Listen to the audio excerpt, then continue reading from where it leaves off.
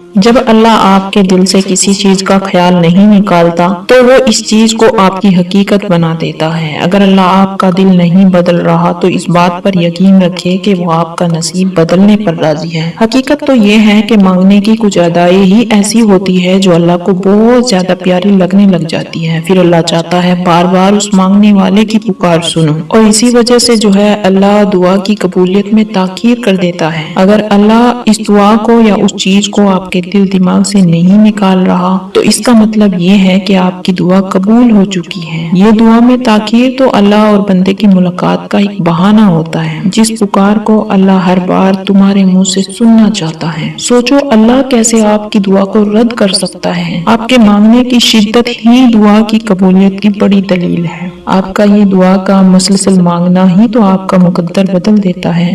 جان لے جب اللہ کو آپ کے مانگنا کا انداز پسند آ جاتا ہے تب اللہ وہ چیز آپ کو دینے میں تاخیر کر دیتا ہے تاکہ آپ کی پکار اللہ کو بار بار سنائی دیتی رہے۔ اگر ایک ہی دعا آپ بار بار اللہ سے مانگ رہے ہیں تو جان لے یہ تو ایک سفر ہے۔ وہ سفر کون سا ہے؟ در حقیقت وہ سفر کن کا سفر ہے۔ کن کی جستجو جو آپ کے دل میں ہے، اور اس کن کو حاصل کرنے کے لیے جو سفر آپ کر رہے ہیں وہ کن کا سفر ہے۔ میں جانتی ہوں آپ مانگ مانگ کر تھک چکے ہیں، لیکن دل میں کہیں نہ کہیں یہ ضرور ہے کہ میرا اللہ ضرور کن فرمائے گا، مجھے وہ من پسند چیز ضرور دے گا، مجھے غموں سے ضرور نکالے گا، مجھے دکھوں سے ضرور آزاد کرے گا۔ آپ جانتے ہیں آپ کا اللہ جانتا ہے کہ آپ کا اللہ کے سوا کوئی نہیں جو تمہاری دعاؤں کو سنے۔ جب اللہ دیکھتا ہے میرا بندہ محنت کر رہا ہے، صبر کر رہا ہے، بھروسہ کر رہا ہے، توکل کر رہا ہے اور مجھ پر یقین رکھتا ہے، پھر اللہ کن فرمانے میں دیر نہیں کرتا۔